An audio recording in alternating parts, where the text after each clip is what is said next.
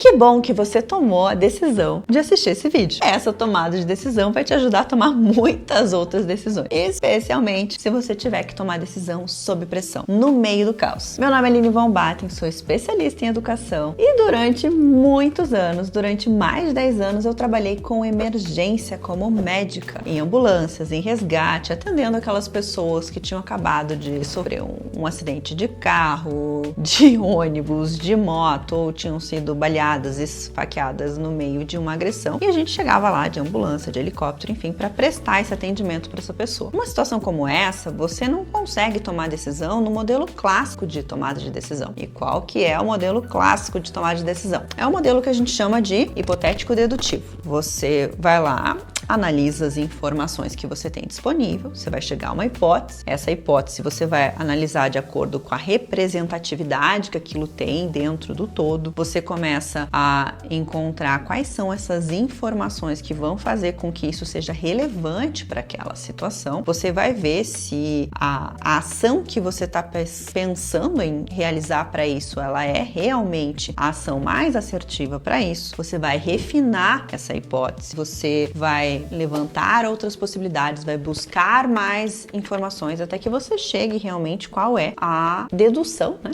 que você vai fazer para aquele cenário. E muitas vezes você nem vai fazer uma tomada de decisão final. A tua tomada de decisão às vezes é apenas mais um passo para que depois você consiga chegar à decisão final. Então, quando você está numa situação de emergência, o que as pessoas acreditam? Que vai ser mais ou menos assim, como se fosse um jogo da memória. Você vai encontrar uma figura que é muito parecida com uma figura que você já viu em outro momento, você vai virar ali as duas, você encontrou, e para essa figura você vai tomar sempre a mesma ação. E para isso você precisa reconhecer exatamente aquela situação que apareceu em outro momento. Outra possibilidade é você reconhecer uma sequência de ações perfeitas, como se você recebesse na sua mão um Royal Straight Flush e você conseguisse tomar a melhor decisão. Ou então você vai buscando as informações como se fosse uma caça ao tesouro, e aí você vai chegar ali no tesouro. Só que não é isso que acontece. Você vai estar tomado de estresse. Você vai estar sobre a influência de uma série de alterações que acontecem no seu corpo que vão fazer com que você não tome decisão da mesma maneira, né? Você vai estar com a sua frequência cardíaca mais elevada, a maneira como você vai estar respirando, e tudo isso vai afetar a forma como você vai responder. Ao invés de você ter a situação com uma linearidade que você consegue organizar onde algo começa e onde algo termina, você não tem essas informações e não tem como buscar essas informações. A gente tem uma dinâmica em espiral, tá tudo ali acontecendo ao mesmo tempo. E com essa falta de informações que você tem, quando você vai analisar o que você vai fazer, diferente daquele modelo que eu acabei de falar agora, em que você vai pensar em uma ação com base na análise, então a tua decisão parte da análise, a decisão numa situação de emergência, numa situação de caos, numa situação sob pressão, é uma decisão de ação, é o que eu vou fazer agora, né? De uma maneira bem simples para você imaginar isso. Se eu fosse pensar em uma tomada de decisão de um encanamento, de uma cozinha, que eu me mudei para uma casa que já tinha sido construída. Uma coisa é se eu puder analisar todas as informações, como passam esses encanamentos, o que eu quero, onde vai ficar a pia, quais são as informações que eu tenho. Essa é uma maneira de tomada de decisão. Mas vamos pensar, colocar isso num cenário de caos? Você decidiu que você vai colocar uma prateleira ali, você pegou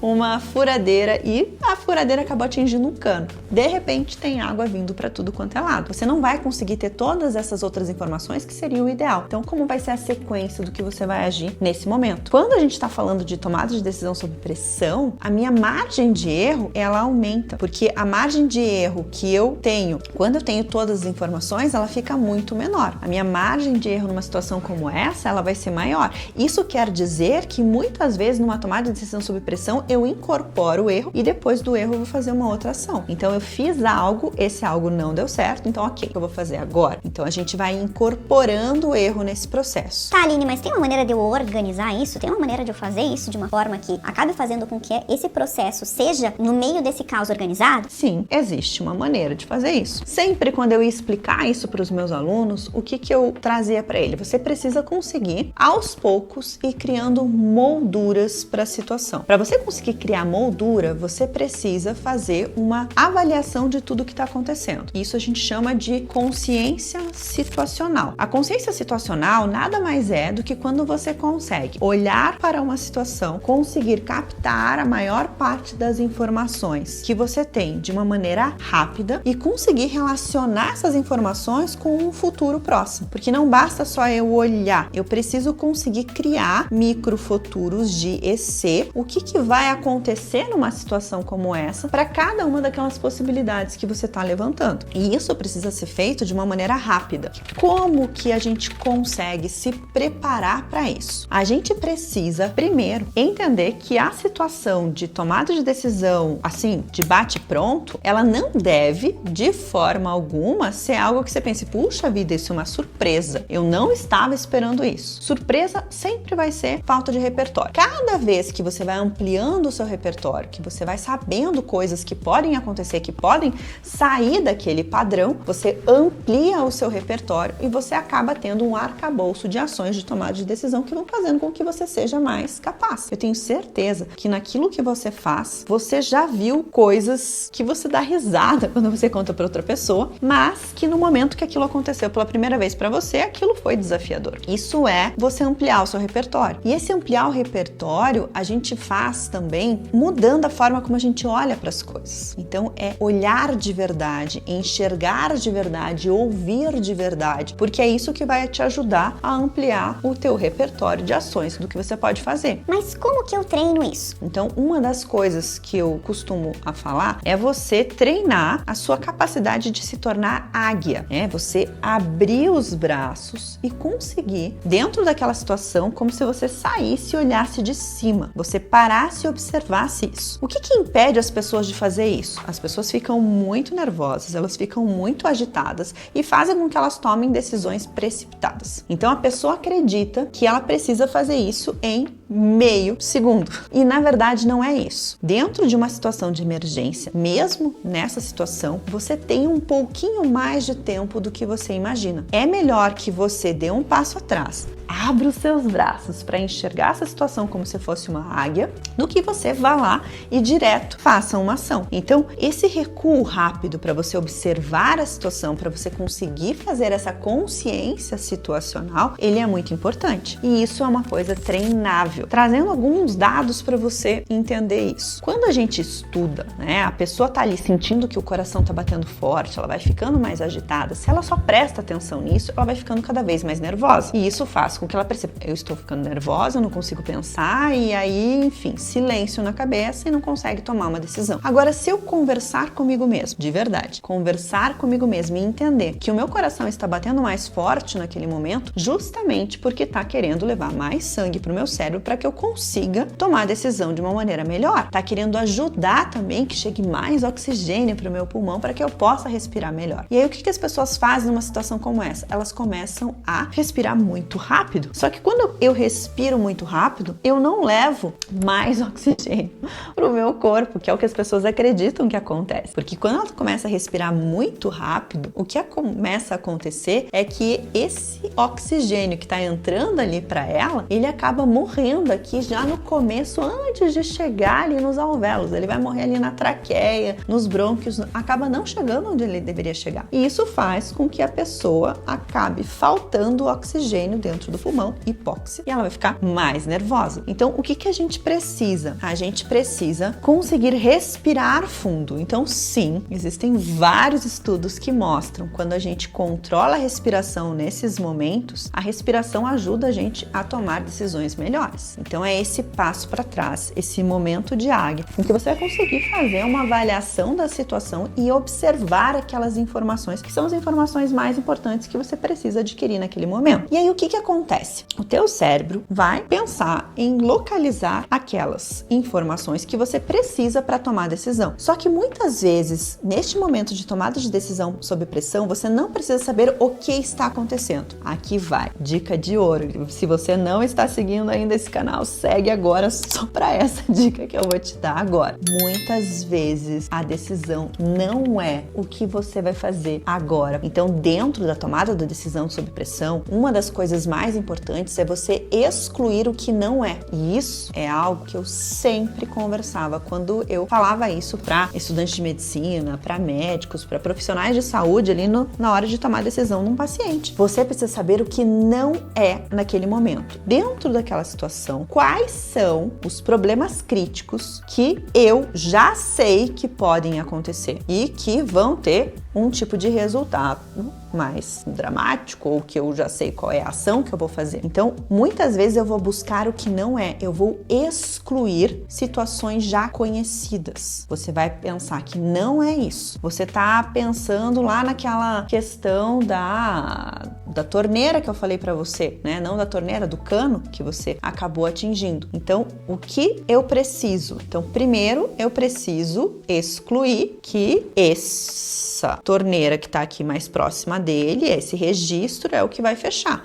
E alguém vai fechar esse registro. Mas se esse registro não resolver, nós vamos para o registro central. E aí você vai ter que fechar a água para a casa toda para que eu consiga fazer a próxima tomada de decisão, que não é a solução. Porque a solução vai ser, claro, fechar esse furo que está ali no cano, mas eu não vou conseguir fazer isso agora. Então, qual é a sequência de ações do que eu vou precisar fazer agora? Então, primeiro, a gente está ali guardando. Vou fazer essa visão de águia em que eu consigo dar ali um passo para trás para conseguir coletar as informações do que eu tenho ali e só a partir daquilo eu vou criar uma moldura de qual é a situação que está acontecendo. A partir disso, eu vou tomar a ação que precisa ser realizada agora com aquele pouco ação que tem de algo que eu preciso resolver já. Exemplo, botar ali algo para tampar aquele cano que está vindo com água de uma maneira rápida, mas alguém vai precisar ser chamado e tal para conseguir fechar os registros. Se eu preciso de ajuda, quem eu vou chamar de ajuda naquele momento? Se eu não tenho ajuda, como que eu vou buscar essas informações? Então, fiz a análise, né, minha consciência situacional, na minha visão de águia, a medida imediata do que eu posso fazer. O meu próximo passo é excluir algumas situações que poderiam estar acontecendo e que eu sei qual é a ação. Algumas vezes eu vou excluir isso tomando a ação que seria o resultado para isso. Exemplo, fechar aquele primeiro registro. A hora que eu fechei o primeiro registro, eu não sei se esse registro é para essa cano ou não, mas eu fiz isso. Continua vindo água, então esse registro não é. Eu vou pro próximo, mas se fosse nele, aí a gente seguiria. Tá fazendo sentido que eu não consigo tomar a decisão da maneira como eu sempre tomaria? Eu preciso olhar o geral, a ação imediata, depois excluir ações do que é ou o que não é, por meio de tomada de decisão. Então, a decisão é uma tomada de decisão de uma ação que eu vou fazer para aquele momento. E uma vez que eu fui excluindo essas situações, eu fui refinando, eu começo a chegar à conclusão do que realmente está acontecendo a partir de saber o que não é. Porque